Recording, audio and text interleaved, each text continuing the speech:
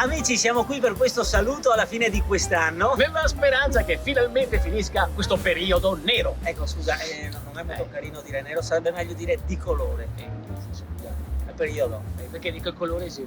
Nero. È una, scusa, vabbè, ma non è bello. Vabbè, comunque se informati meglio, perché innanzitutto sei più corretto dire nero e non di colore. Comunque almeno so io parlare di questo, non so io parlare di migranti. Persone con una storia internazionale. Non so io parlare del terzo mondo. Allora, paesi in via di sviluppo. Sai che a me si trans, non ho mica capito. Trans non è completo, sarebbe transgender o fluid gender. No, il trans in francese sì, trans.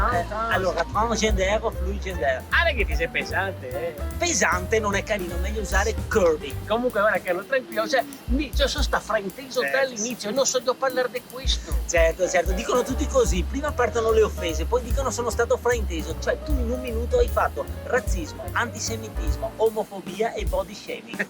Vabbè, ammettiamo che ho fatto i primi tre, ok, va bene, ma body shaming. Ma ti non sai neanche cosa che sia il body shaming. Non so che cos'è, non so.